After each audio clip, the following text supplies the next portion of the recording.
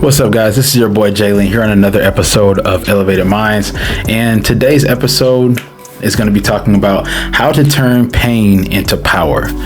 Now, if this is your first time on the channel, hit that like button, subscribe, follow me on all my socials. That's going to be down below in the description box, and let's go on and dive into this episode. Now, this whole episode is going to be about dealing with hard things, dealing with rough things in our lives, and being able to turn that into power. Now, how can you do that? Because here, let's be honest here. When we're going through things, we're not really thinking about how we can turn it into power. We're just worried about it's making us hurt. It's painful. You know, it doesn't feel good. We don't really want to be in this situation right now. So how do you take a painful moment and transform it into power? This is something that I had to learn myself, and it's not easy, especially when you're dealing with stuff that can really pain you for a long period of time. Now, I'm going to go on and say this. You know, for a lot of people that say, well, Jalen, that sounds so much easier said than done. And I'm going to say you're right. It is a lot easier said than done. But coming from someone that has done it and continues to do it every single day in my life, it's just really powerful to be able to transmute this pain. And this is something that what a lot of people end up doing is they internalize their pain, and then they suffer, and then they become victims of their pain. You don't want to become a victim of your pain, because then you relive that pain over and over again, and then you recreate it in other aspects of your life, and you withdraw, and you're bitter. You just can't really break free. You can't have the life that you want. You can't be happy. You can't be at peace, because you're internalizing that pain instead of feeling it, releasing it, and transmuting it. You have to be able to turn it into something. And you know, this is why a lot of people that deal with, you know, so many different traumas, you see these people that literally turn their lives around, and they're like different people, and they just seem so confident, more confident than ever, and more powerful. And it's just like, how do they get that? And the thing is, it's not exclusive to just one person or just a certain type of person. Anybody can do this. So I'm going to tell you little techniques of things that I did, because one of the main things I had to realize is I've been through things that would make people hate God. I've been through things that would make people question life. I've been through things that would make people lose their sanity. But yet I'm still here today and making content for you guys so that you guys don't have to go through the same things. And if you are going through the same things, you have some guidance, you have a framework of how to get through this, because I didn't have a framework. I kind of had to just figure this stuff out on my own. But I want you guys to know that you literally can turn your pain into power. One of the main things I had to get through in my life was loss. You know, I've dealt with a lot of losses in my life. One of the biggest losses I dealt with was the loss of my girlfriend. Her name was Nicole, and this was back in 2014. She died in a car accident. We were hit by a drunk driver who was under the influence of all types of other substances. I had to get through that, and that pain was some of the worst pain I've ever been through in my life. I want to say I was about 22 at the time. It's going on 10 years. And, you know, it was hard on me dating. It was hard on me moving on without feeling guilty. It was hard. It was just, everything was hard. And I just felt such immense pain losing her for the first 2 to 3 years.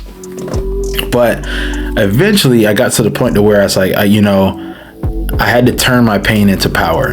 You know, I had to move forward. I knew that she wouldn't want me to be hurt and not with someone, or just, you know, being to myself, withdrawing from everyone. I needed to step back into my power. And that's what I literally had to do. Me losing her, and I do feel as if she was like the love of my life, I didn't feel worthy to have anybody else. I felt like I met the person I was supposed to be with. So how do I move forward from this? So when I started to move forward, I realized, hey, yes, your girlfriend passed away, but just because you lost this love doesn't mean that you can't find love again, and she would want you to find love again. This is so one of the main things I had to learn how to do is reframing can change your entire mindset. It can change your entire perspective on anything, whether it be a death, whether it be a loss, whether it be you lose a job, whether it be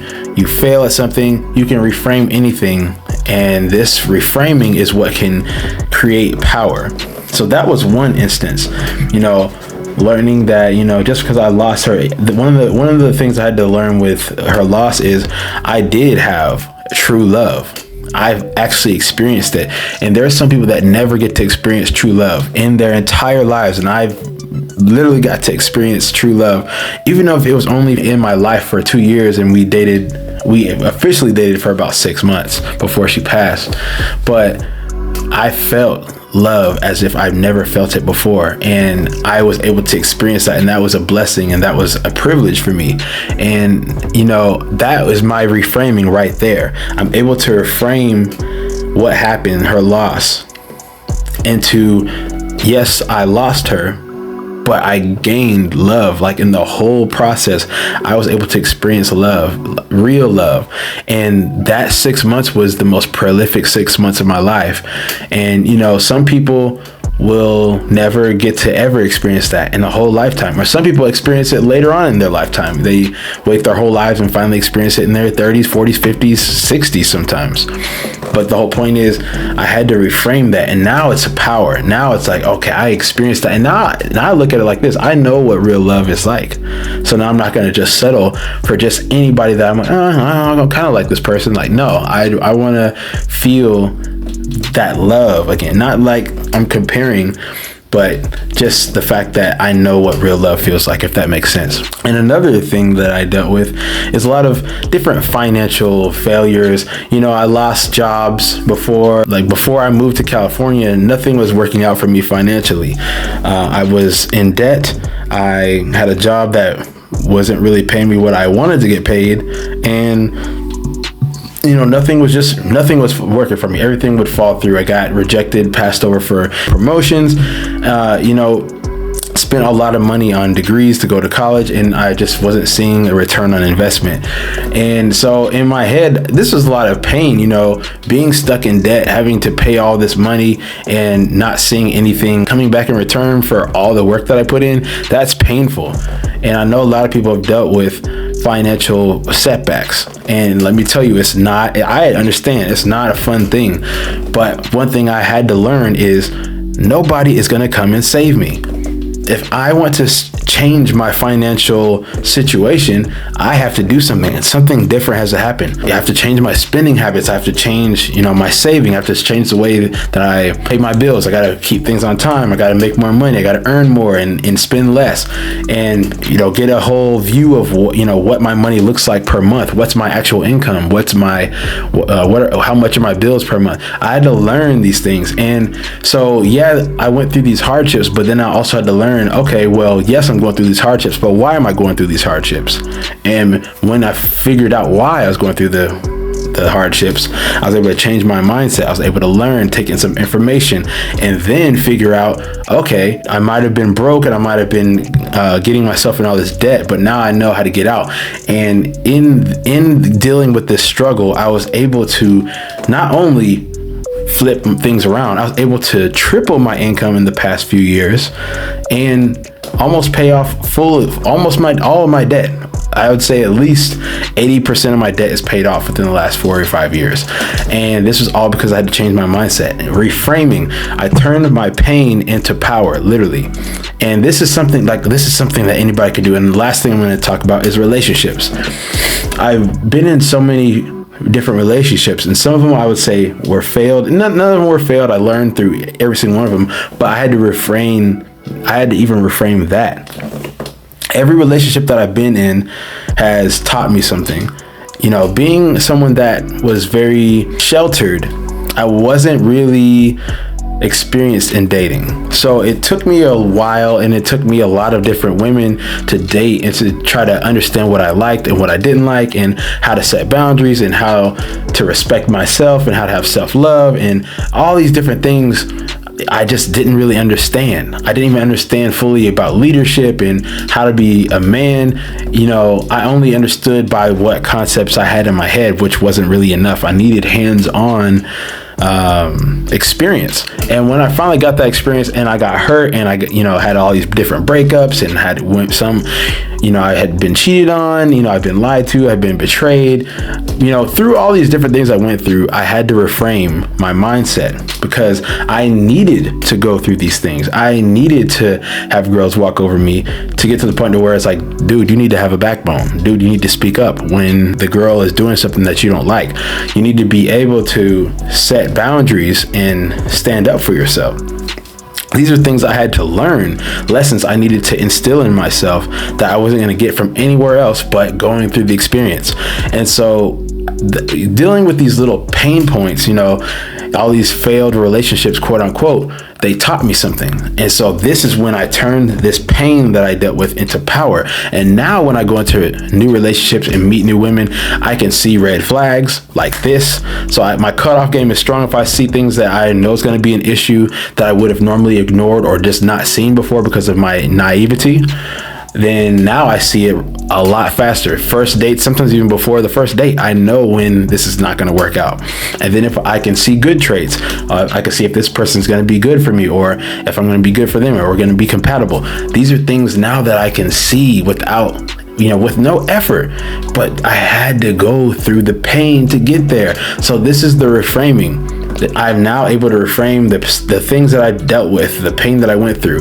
No L that you ever go through is just an L. It's not a loss. It's a lesson. There's something that can be learned from every single thing that you deal with.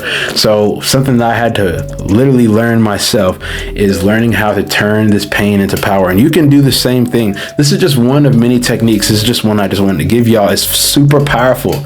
You don't understand how powerful it is to reframe something and change the perspective. You're changing your view. Instead of looking at it from a 45-degree angle, now you're looking at it from a 75-degree angle. Instead of looking at it from the bottom view, now you're looking at it from a bird's eye view. It's looking at it in a different way, and it's a very powerful technique in order to conquer the different things. It could have been a trauma, it could have been something that happened in your life, and then reframe it, and you're turning it into something for your better good. You're turning it into a power. And this also comes with vulnerability, being honest with yourself, being honest with your partner or your therapist or whoever it is that you talk to about different things. Vulnerability is a power, it's a superpower. So sometimes you just need to talk about these things and get it out, speak to a professional, or just write it out. You can do a lot of self-work with yourself. I don't want to prolong this episode, but I just wanted to let y'all know you can literally turn your pain into power. It's hard work. It's not easy. It takes a lot of rewiring and unlearning and relearning new things, and it's not going to be easy. It's really not. I'm not going to sit here and act like it is, but I've been putting in a lot of work, and when I tell you that it was all worth it, because now I'm far more confident, and now I look for the challenge, and when the challenges come, I'm ready to learn, and I'm ready to take on the loss if the loss happens, and learn what lessons I need to learn, and then figure out how I'm going to transmute this into a power. So I hope that I provided y'all with some value on this episode. If you haven't already, like I said, follow, like, subscribe, hit that notification bell for any upcoming videos. I'm excited to keep going here on season 2 of Elevated Minds. We're going to have some interesting guests coming on pretty soon, but for now I'm just getting used to my new setup here. I hope y'all are enjoying it and the lighting and everything, and we got lots more coming your way. Keep on your goals, guys. Love you guys. I appreciate y'all for watching, and stay elevated.